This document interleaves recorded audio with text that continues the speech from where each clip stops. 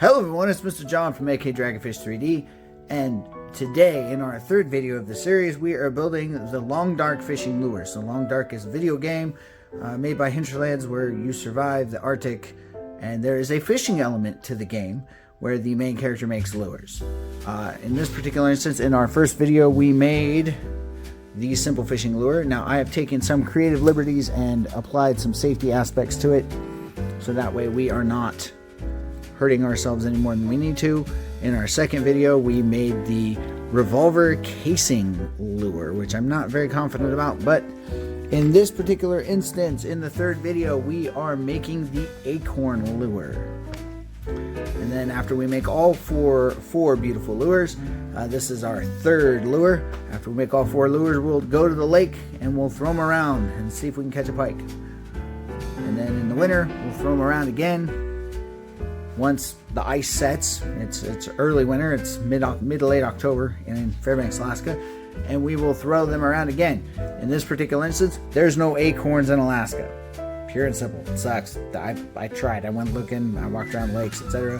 I didn't find an oak tree, I didn't find acorns. But what I did find at the craft store are these tiny little bowls. If I can hold on to one, it'd be great. These tiny little bowls, and they're about the size of an acorn, give or take plus or minus, from memory.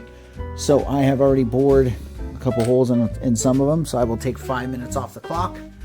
I want 45 minutes to build this lure. So let's take a look at the lure. The Acorn lure per the game itself. So we are looking at a tab on the end, in which case that's where we tie our line to. We've got an acorn top with 3 feathers tied to it, and then we come down to our hook with a little bit of tag and a little bit of main line, and then we come down to our hook with an acorn tied to, looks like the head of the treble hook.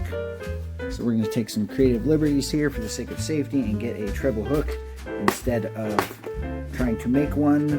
But we are still going to use sinew because the main character in the game did not have cordage readily available. He had to gut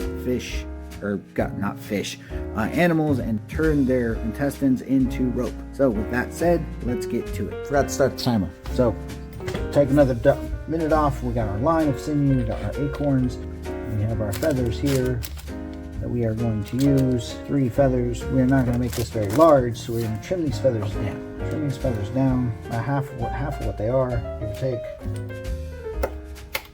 There it is. Okay, so first order of business, we're actually going to build this one backwards this time around. I think it'd be better if I built it backwards. We take our cordage and we twist it up, so that way it can fit through eyes and whatnot. My first lure I had 30 minutes, I made it in 26. The second lure I had 50 minutes and I made it in 42 or 44. I had 6 minutes remaining. So this one I'm hoping to be a little faster and a little more accurate. Now that I know a good method of tying the feathers together, I'm not quite sure how this is going to work with our fakey acorn top and the feathers feeding into it, but we are going to start backwards. I'm going to build this like I would a spinner. So I'm going to start with the hook this time instead. I'm going to have a longer tag end than normal because I'm not going to trim the tag end. What I'm going to do is that's where I'm going to put the larger acorn. I'm not sure how much of the tag end I'm going to go with. I have found tying knots with artificial sinew is very difficult, to say the least.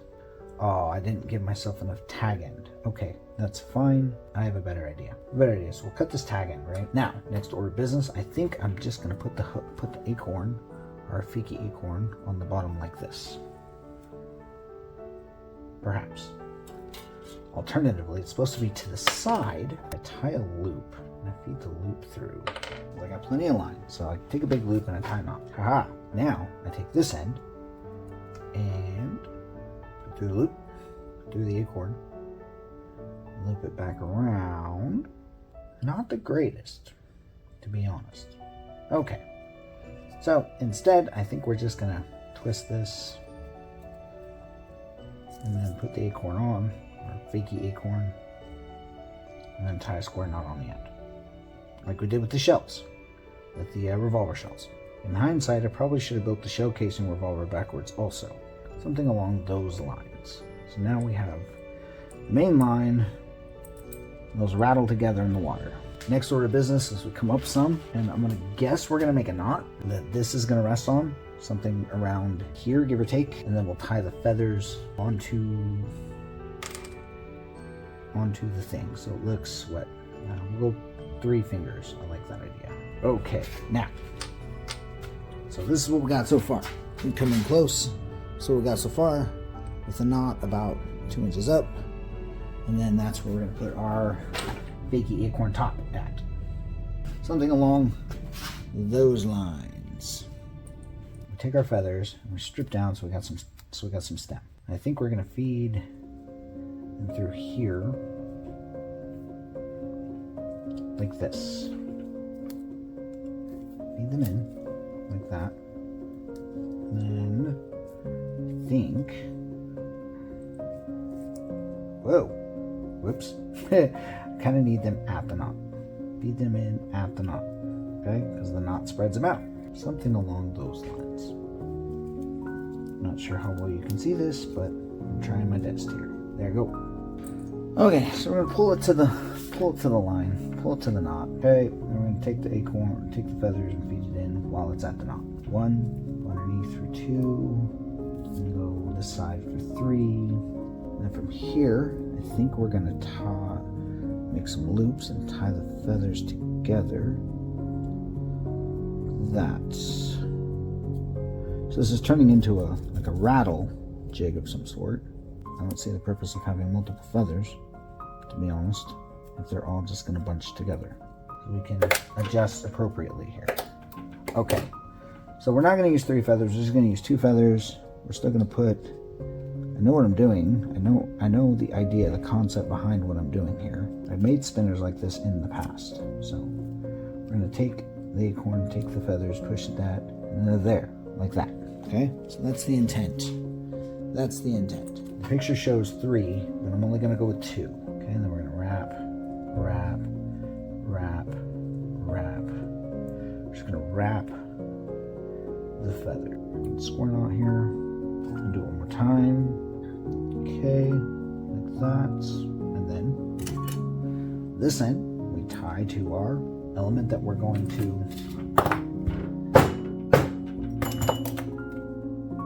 clip our line to, our main line. So come down here. This, I think this one we're just going to do a clinch knot, not an improved clinch knot. We'll do 6 wraps. Come on, hands, work with me. If I can get it back through. Come on, Sinew, work with me here. And there we go. Then we tighten it up. Cinch that knot down. And there we have it. With 20 minutes to spare. Now I could redo this and make it cleaner, make it nicer, fight those feathers, add that 3rd feather, etc. But the principle of the point has been reached. I believe that the intent here of the lure, okay, is the treble hook cracks along the bottom acorn while the top acorn acts as an anchor, whereas the metal bit here on the end gives it weight and the hook gives it weight because this is going to float. I would improve the hell out of this lure, but as the lure is built, as the lure is described and pictured in the game, there is as close as I'm going to be able to make in Alaska, your acorn lure. Add it to the other lures here. So with that said, that's the 3rd lure. We're going to move on to the 4th and most challenging lure, and that's going to be the wire lure. And it's going to be the most challenging one because I'm not quite sure how I'm going to do it. It looks simple. It ties just like you would tie a fly or a marabou jig. However, it's the materials in which case we're using. So with that said, thank you for watching. And stay tuned to episode 4 where we make the wire lure from the